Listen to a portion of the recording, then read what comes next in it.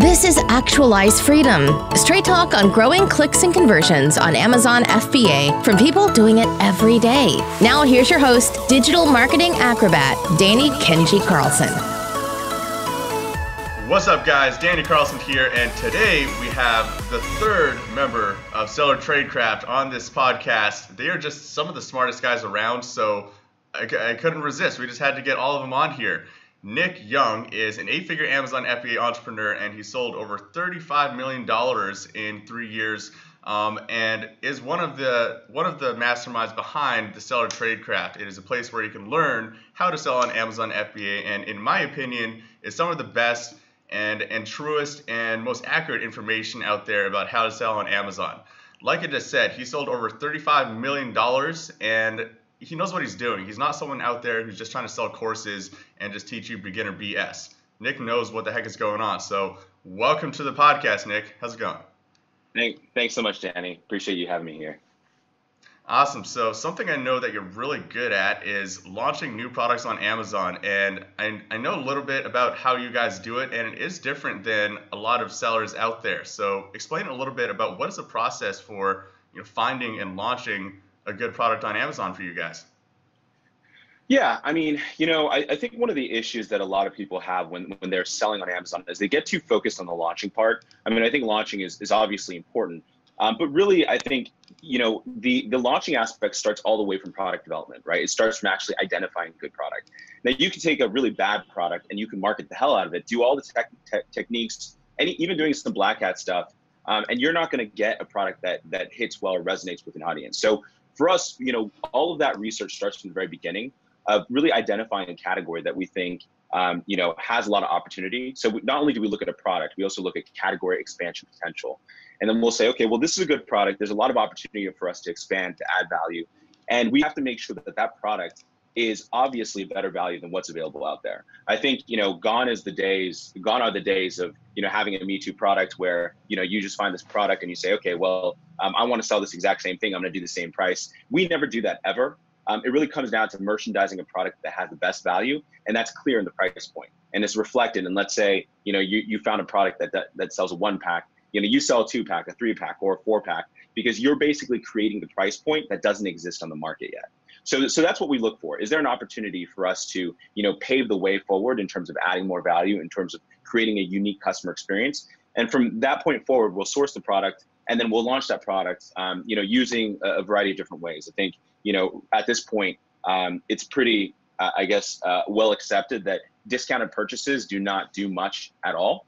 What we know is that Amazon is actually scoring buyers. So they're scoring buyers, and they can actually determine what buyers have a history of leaving positive reviews in exchange for incentivized purchases. So for us, we do completely fresh audiences, whether that's through our own list. So these are people that we've created through building a ManyChat list, also through our VIP discount club. And we do full price rebates, or we use tools like Rebate Key to do those full price purchases. So out the gate, when it comes to doing giveaways, we only do full price purchases. And we usually extend our giveaways over a period of 15 days. So what we found is that honeymoon period is very important for when you launch a product, and maximizing that 15-day window is super important. And we like to have it so that, every single day you're leading up to a larger and larger amount of units. Amazon at this point, we found, can actually detect whether or not, it's a manipulated giveaway. And so if you do all of it in one single day, it's not going to be as effective as if you were to ramp up. So I guess, that kind of is a short summary of how we approach launching products. Awesome. And I know this is a very complicated topic that no one really has the answer to, but what do you think are some of the things that Amazon does to detect a manipulated giveaway? What do they do to detect a giveaway? A manipulated giveaway, yeah. Yeah. So I think what Amazon does is they look at 30, 60, 90-day trends. And so this is the data that we're looking at more and more. But essentially, if you have a SKU that's older than 90 days, it's going to be difficult to do a giveaway and actually manipulate, where you're ranking, because they're actually looking at 90-day sales velocity. So you have to overcome that 90-day history that you have. And that means you're going to have to do a longer period of launching to actually turn around that daily sales average. Now, that's something that they look at. And they also look at just abnormalities, right? So, if you all of a sudden have a spike in traffic and all of a sudden you're dipping down, that to them is a signal that, hey, maybe this isn't consistent. I think what Amazon is really looking for is they're looking for consistent daily sales, consistent sales velocity to make a determination as to whether or not you deserve that rank and whether or not they're going to serve you in these relevant search results. And so, I think ultimately that's what it comes down to. That's why really maximizing, your opportunity out the gate is really, really important. So, and also making sure that you have a good product, because then you're going to have to rely on organic sales to maintain your rank and your position.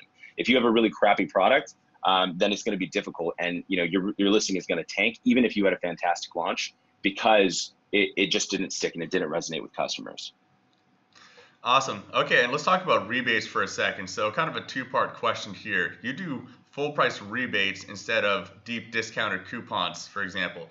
And so first question is, what would you say to the people that there may be concern that giving rebates is against Amazon terms of service? And then number two, are you trying to give away the same amount as your competitors on page one? Are you just trying to literally match their exact velocity of sales on page one with the rebates?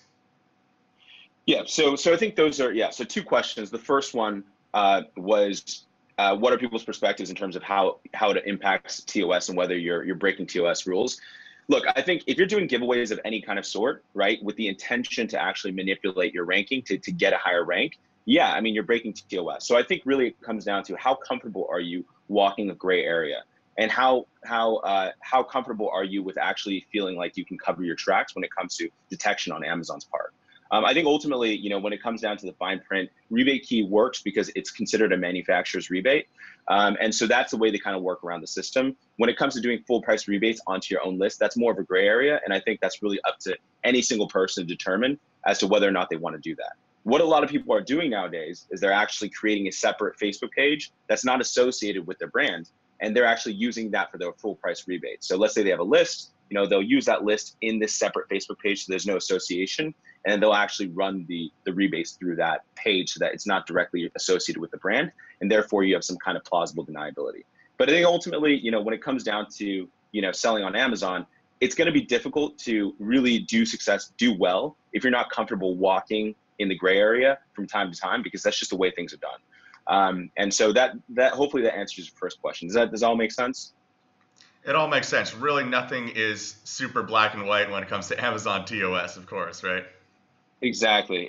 And I mean, look, the TOS is intentionally written to be super vague, right? It's intentionally written to be vague because they want to make that determination on a case-by-case basis. They're putting a blanket statement and people are going in and reading into it. But I think sometimes people are really just like blowing it out of proportion. It really comes down to how strictly is Amazon going to enforce these things. So I think as long as you can create some sense of plausible deniability, you should be comfortable walking into gray. But that's really determined based on every person's kind of comfort level.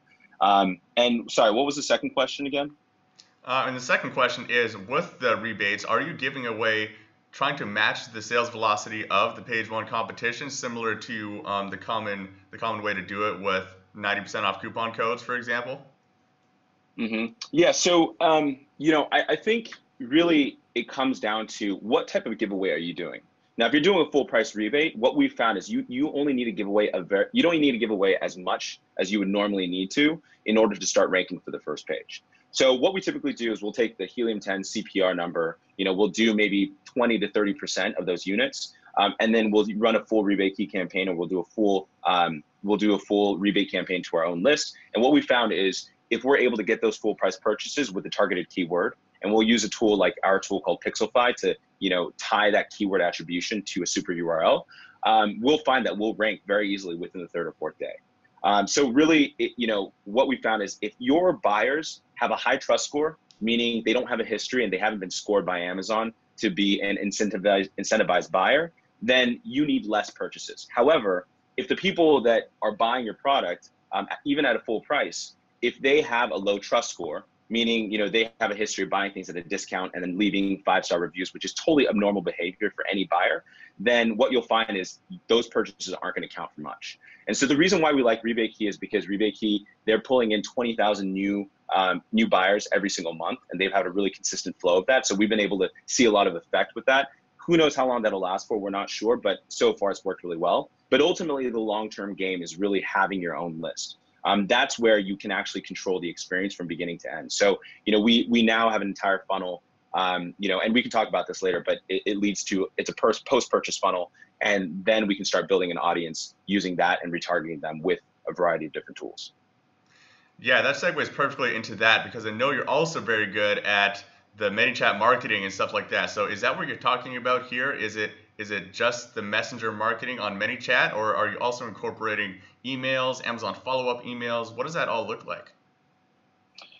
Yeah, so I mean, look, I think standard practice is Amazon follow-up emails. That's incredibly crucial. I think, obviously that's low-hanging fruit. Everyone should do that at the bare minimum. But really taking everything to the next step is ManyChat. ManyChat is fantastic because it's essentially an automated email feedback email system, right? A glorified email system that everyone looks at, because everyone, I guess, looks at Facebook. And not only that, it's outside of the Amazon ecosystem, meaning you can control that experience from beginning to end. So really what we do now is we've created individual links and individual landing pages for every single one of our products. At this point, we have 250 unique products that we sell on Amazon under our own brands. And so it gets really hefty. But what we've done is by creating these unique landing pages and these unique super URLs, which are tied with a retargeting pixel, and again, we use Pixelfy for that, for retargeting, we can actually then send people directly to a ManyChat funnel from the landing page or from the unique URL. And then we pixel them with the Facebook pixel, and then we can actually retarget them with an ad asking them to leave a review. But we can also subscribe them into a ManyChat funnel, asking them if they want to be part of our rebate club. And so you can basically qualify them and say, okay, well, hey, how did you like this product? Blah, blah, blah. Is this the right email? And you can automate that in a ManyChat. And then it says, is this your right email? Just so we have it for your warranty. They say yes, great. So now they're 2 clicks in. And then how did you like your product? And then blah, blah. And then you can basically start funneling them out and directing them where you want to go based off of their responses. And a lot of people, what they'll do is they'll create a discount. So they'll say, hey, you can get 20% off a next product. Or, if you fill out this, if you give us your feedback, we can give you like a $5 gift card. Now, I want to preface that by saying that's not totally kosher, right? That's incentivized for sure, but this is what some people are doing. For us, we found it pretty sufficient to just say, hey, we want you in our warranty program, blah, blah, how'd you like the experience, and so on. And then so if they say, hey, I loved it, we'll go ahead and direct them to leave a review. And now we've tagged them to say, hey, these are people who left a review. And a couple of days later, we'll follow up and say, hey, would you like to be part of our rebate program? And so this is where we start like funneling, creating certain segments of people based off of this post-purchase funnel. And if you can direct them directly into ManyChat, it's incredibly effective because it's just an automated system of really categorizing people. Well, that's great. And so just to be clear here, this rebate club, this is what you're using to launch new products and to rank for specific keywords for ranking campaigns, right? Correct. Exactly. And so you can actually, Seller Tools has a fantastic set of, they have an API, so that API can actually verify order IDs. So if someone were to put in their order ID for their purchase, you can verify that they made that purchase and you can refund them based off of that verification. So that's automated. And they also have some pre-built funnels or flows that you can build. Zonpoint Pages, also a very cheap service. They have some automated flows built around 4 different types of flows. One is for review generation, one is for ranking. Another one is like a raffle system. So these are all fantastic different, systems that you can use to basically implement and integrate into your own ManyChat funnel. Excellent. And is there any kind of ManyChat funnel that you've been maybe testing out for a little bit and has been working very well? Something that you're working on that you're excited about when it comes to the ManyChat? Yeah, I think what really excites me is, and I touched on this earlier, is the ability to segment based off of products that they purchased. So I don't know about you, but I know for us in the past, we started in 2014, so there wasn't really granularity in terms of a level of sophistication. We had the same marketing insert for every single product.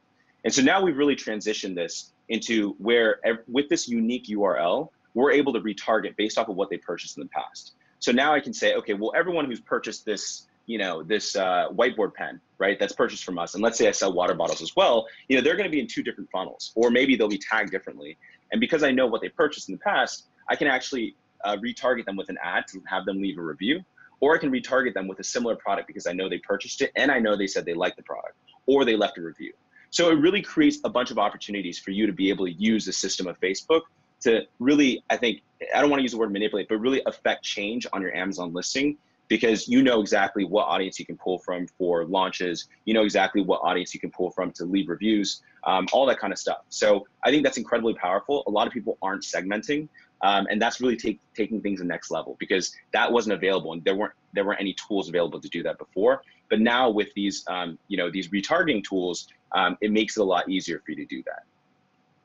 Yeah, and so this looks a lot more consistent to Amazon too, right? You're talking about running retargeting campaigns, cross-selling some of your other products to customers who have purchased a similar item, right? This is not the same as going to a launch service and just blasting out a couple hundred units all over the course of a week or a couple days or something like that.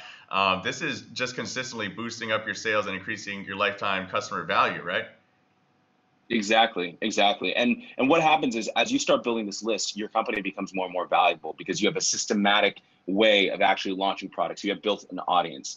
And obviously it's going to be way easier to build that audience if it's within a specific segment or a specific niche. So naturally, because of that, it lends towards building more of a brand. And as you build this audience and build this vertical of people who are interested in this specific niche, it's going to be way easier for you to say, okay, well, this product is within the category. This is something that they might be interested in. Let me start feeding some products and listing products on Amazon that would be related to them, and then you can start expanding your reach from that point. This podcast is brought to you by Kenji ROI, a complete done-for-you service for your Amazon listing creation and optimization. Everything from product photography, including lifestyle images with a real model, graphic design images and studio images, to the copywriting and keyword optimization, to videos and enhanced brand content if you're lucky enough to have brand registry. We also manage marketing when it comes to Amazon ads. And also, for some bigger sellers out there who might be interested in building a messenger list, we offer services creating the ManyChat funnels to follow up with customers for more reviews, to help build your own audience so you can launch new products, to help rank for new keywords. And there is Facebook ads management built into that as well for the right sellers. So if you want to learn more about Kenji ROI, head to KenjiROI.com. That is actually my middle name, Kenji, with the ROI added onto the end. Awesome. And a question I get all the time about Facebook ads and ManyChat in general is the targeting audiences.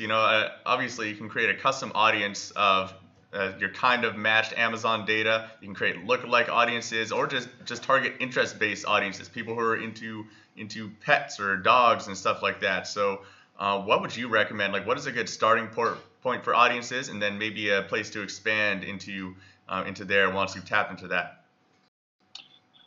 Yeah, that's a good question. And, I don't know if I can dive into much detail here because we have a team member who focuses entirely on that. But ultimately, I think it comes down to, really identifying the niche that you want to target. And what I like to do is I like to actually filter out people who like Amazon, filter out people who like specific things that would lead to being a discount buyer. So those are the things that I like to avoid, because I want to get people who are organic buyers. And so that's the way we kind of do our targeting. We try to filter that out, mainly because of what I talked about earlier, which is the trust score, right? The trust score is incredibly important. If you get a ton of people on your list who have a history of buying discount stuff, but they like this vertical, it's not going to be as valuable as if it were someone who is just an organic person like you or me, who's into, let's say, health and fitness and wants to buy, a yoga ball or a health supplement, something of that sort. So I would say when it comes to targeting, it really depends on a per product basis. You got to keep testing and to nail down into that niche. But again, try to avoid any segments that might be discount based. I love that idea. So, like, for example, maybe typing into the Amazon or the Facebook ads interest bar, like type in the keyword deals and see what comes up. Type in the keyword, discount or promo and stuff like that. Is that kind of what you're talking about? Yeah, like avoid that. Avoid that as much as you can. And there are a variety of different tools, and I don't know the most recent one, but there are tools where you can use, and you can actually scrape UIDs from groups. You can scrape UIDs from different places. So what you can do is you can create custom audiences based off of the stuff that you scrape. And that's one method that you can use. So you can find, group targeting, interest targeting, and you can find, deal shoppers, and then you can say, hey, I want to avoid this custom audience, or hey, I want to target this custom audience. And these are the different ways that you can go about it. Awesome. Yeah. I use a tool like that, and it can be effective if you use it safely. Facebook doesn't like it. Just a disclaimer, guys. Yeah. So don't do it on your own Facebook account. Hire a VA to do it on theirs or something like that. so you don't get banned from Facebook forever. But that definitely is a viable method of doing that. And awesome, Nicholas. So another thing that I know you clearly done a very good job at, with 35 million plus in sales and 250 products on Amazon, is building outsourced teams. And from what I've heard, it's basically an entirely remote team. There's no centralized office with everyone in it. Really, it's a completely outsourced team, if I'm not mistaken, right? Yeah. Tell us a little bit about what your current team looks like, and why is your team completely outsourced and not all in one place? Sure. Yeah. So I think this, goes back to kind of the story of how this came about. So, prior to starting this business, both Fernando and I, we worked at companies that utilize outsourcing very heavily. And so when we started this business, right from the get-go, we knew immediately that, hey, we shouldn't do customer support. We prioritized certain things that we knew we should be focusing on. So we knew the highest value add would be product development. So we needed to focus on product development and really mastering how to launch. So I focused on launching, Fernando focused on product development, and then everything else was outsourced to someone who's just like a generalist. And then eventually got to a point where we started expanding, and then we had we worked here in LA. We started hiring people here in the US, and we had like about 8 full-time employees here in the US, and we had a small team overseas. But by our third year, what happened was we actually had a cash crunch. And it got to a point where we were like, okay, well, we don't even have a runway of like 3 to 4 months left, because we just had managed our cash so badly. And this is common problem that a lot of entrepreneurs face, especially e-commerce entrepreneurs, because your money is all tied up in inventory. And we were like, okay, well, holy crap, we need to figure out what we need to do. So we had to make some hard decisions. And I'll tell you that it was actually one of the most difficult periods of our lives, because we were facing the possibility that our business might not be afloat within 3 to 4 months. So, one of the difficult decisions that we made was that we had to let go of most of our employees in the US. So that was the first thing we did. We had to stop the bleeding. And then, let's say a month after that, we realized, okay, well, we still have all this work. We have all these products that are coming down the pipeline. We also have all these products that we still need to market and manage. And literally, we only had 2 people here in our LA office, in addition to me and Fernando. And so, what we decided is we try to focus on hiring in the Philippines and expand our team over there. And the question mark that we had was, is it possible to hire really good talent overseas? And so we had this logistics manager position that was open. And then after a bunch of interviews, we were starting to feel discouraged. We finally had this one call. And in this one call, this person had way more experience than all the people that we had talked to in the US combined. And so it kind of expanded our mind to make us realize that, holy crap, there is a huge wealth of talent opportunity overseas, and that we would be able to get incredible talent if we found the right people at a fraction of the price. And that's where we really focus. So that's kind of been the crux of how we have expanded. So since then, we've grown our team from about 16 people in total combined with both LA and overseas to now we have 70 people in total. And we've scaled that because we hired an HR manager when we had 16 people. We were really clear about the types of people that we were looking for. And, we're looking for people with really solid work experience, not people who are just people who shop for remote jobs and online jobs. We're looking for people who actually worked for publicly traded companies, people who worked in the corporate fields, and they're looking for an opportunity to work at home.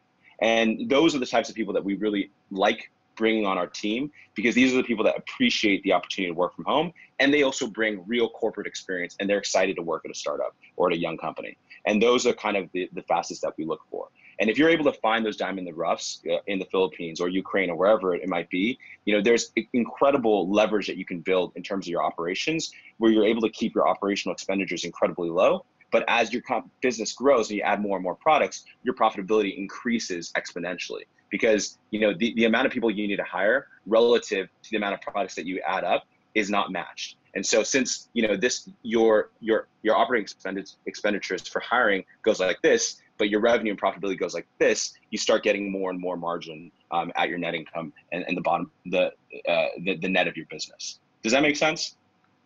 That makes perfect sense, and that is one of the great things about an e-commerce business, is that kind of bell curve effect they can really have, right? And so when you're hiring people, obviously you're looking for certain things, and you have an HR manager now who sorts that out for you. I'm wondering if there's any real overarching character traits or just things that you're looking for in every position, no matter what the actual position is. Is there anything like that you're looking for in every single new hire? Yeah, I mean, look, I think when you're hiring overseas, you have the luxury of hiring someone who has actual experience. I think one of the main challenges for a lot of e-commerce entrepreneurs is they tend to settle when it comes to hiring talent overseas because they just expect that it's going to be lower level talent. They call them a VA. I never use the word VA when it comes to our team because I actually think that's pretty derogatory.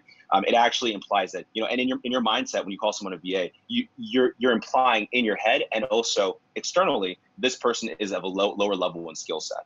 And so I think what I really encourage everyone listening to this call to do is to really elevate your understanding of what's possible when hiring overseas. And so, what we look for is we look for people who actually have hands-on work experience, not people who've done remote working for the past 7 years.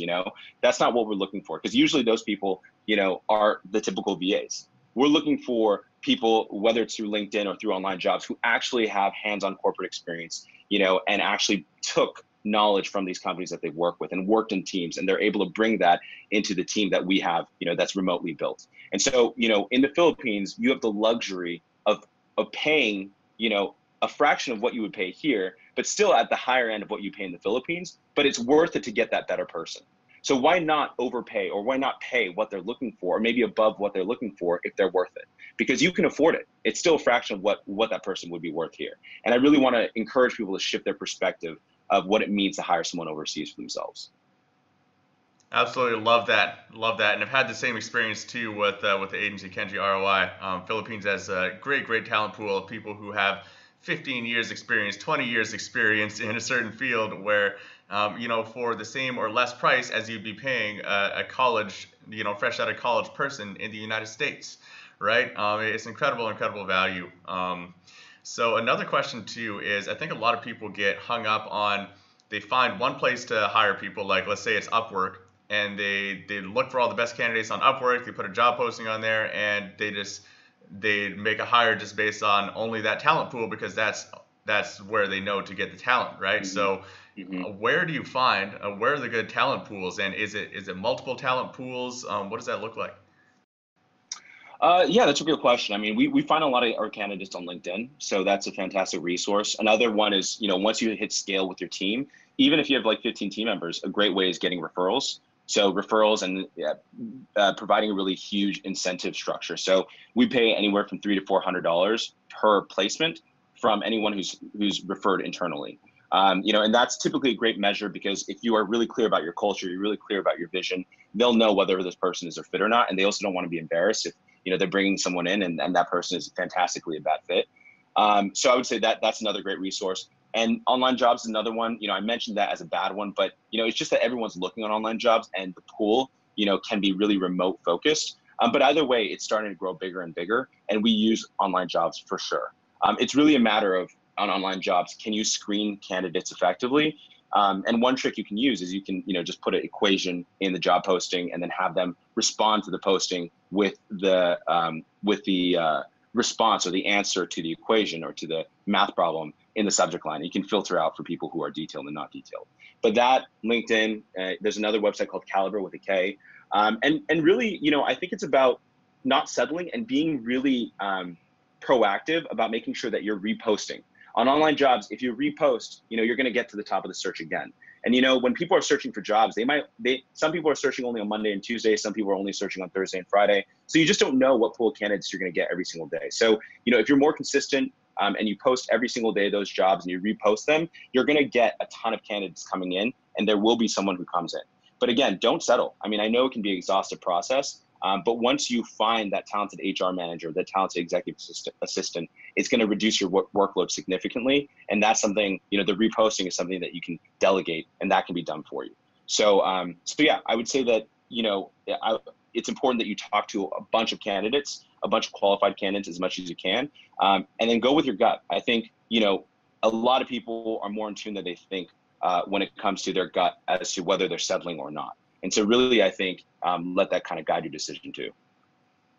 I love that. Let's talk about that for a second, is actually listening to your gut, because this is something I've personally been burned on more times than I can possibly imagine. Is the gut says one thing with the business decision, but then I overcome it logically with all these reasons why I shouldn't follow my gut. And it almost always turns out to be the right decision, but the logic overcomes it, right? And I've chatted with this with a whole bunch of other entrepreneurs. It seems to be a common problem. What is your take on using your gut and listening to your gut when it comes to business decisions? Yeah, well, I think the brain is really good at rationalizing decisions that you want to be true, right? And so I think if, let's say, you're overworked and you really want to hire someone, you're going to say, oh, well, this person is good. You're going to say good with a question mark. And so you're going to think of reasons why you should hire this person, right? And the brain is fantastic at doing that. And eventually you're going to convince yourself to do that. But, if you really listen to what you're saying to yourself, oh, this person is good, right? Then okay, well, there's something subconsciously where the true answer. You know that this person isn't the best fit, but you're actually, sacrificing because, you're sacrificing, choosing the best candidate because you want to make this decision so badly. So I think it comes down to, don't listen to your gut all the time. I think it's one thing to be super logical and try to, come up with a bunch of reasons versus only listen to your gut. I think the answer is somewhere in the middle, right? I think the gut informs the other side.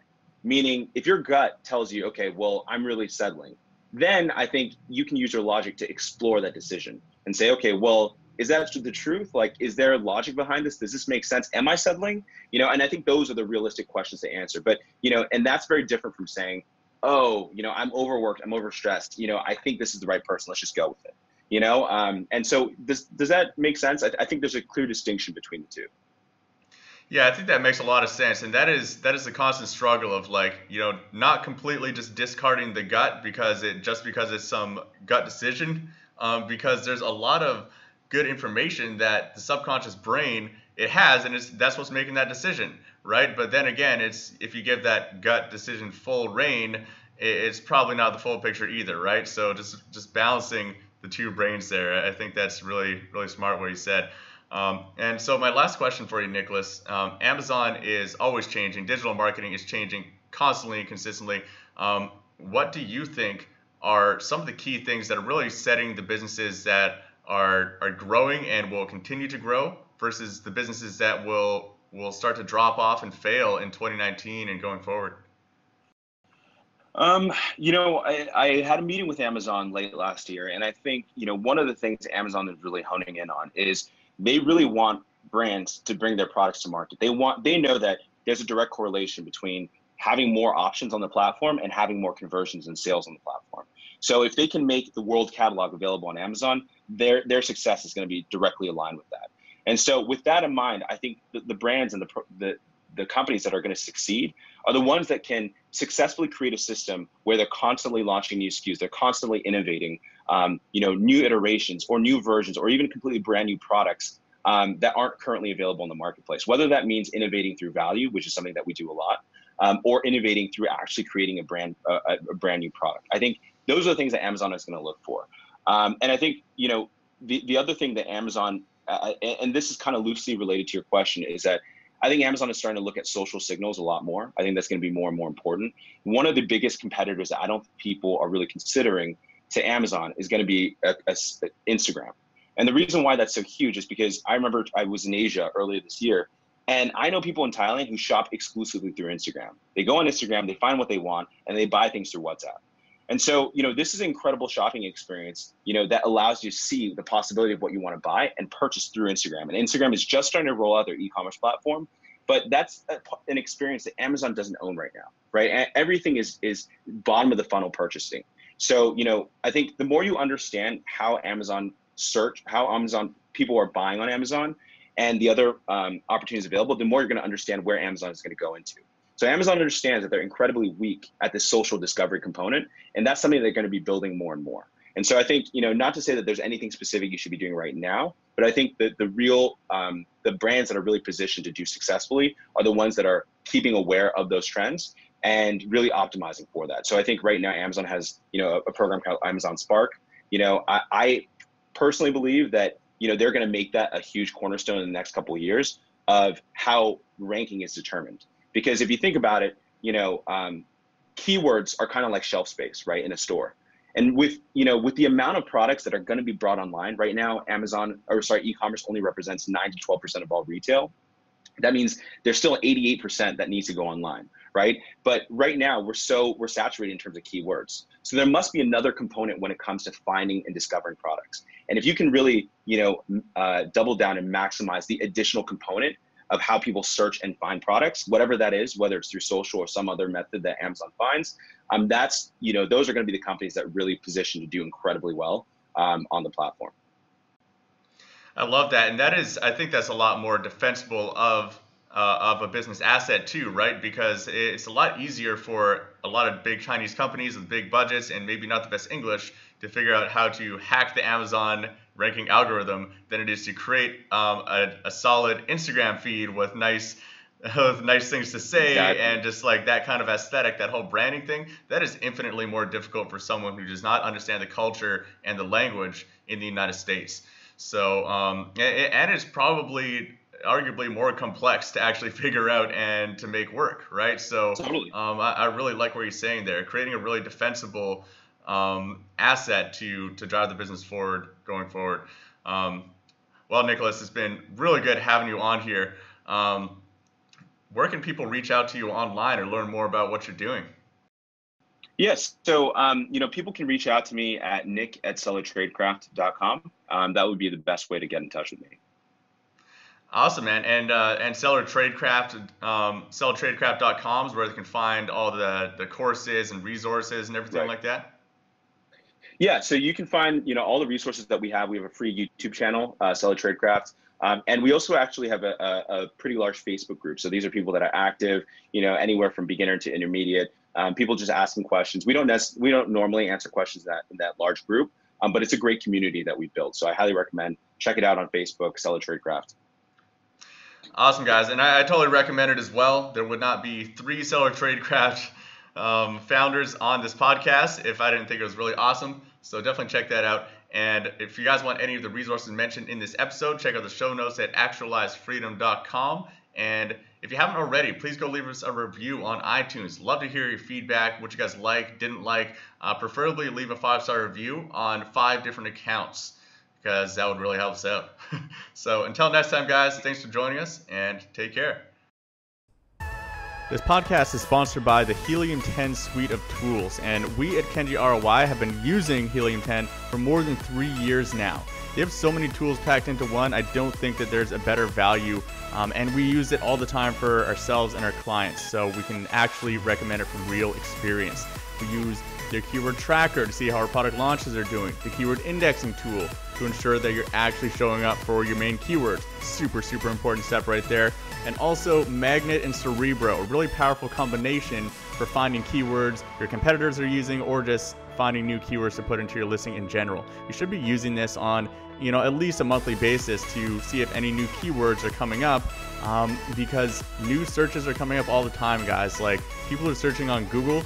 I forget the number, but a huge percentage of those searches are brand new, never been done searches. So if you guys want a discount code, you can use 50 Kenji ROI for 50% off your first month of Helium 10, or 10 Kenji ROI for 10% off for life. So that's a pretty good discount. You might as well. We use them and recommend them for years. So if you guys need that, you guys will definitely get good value out of Helium 10.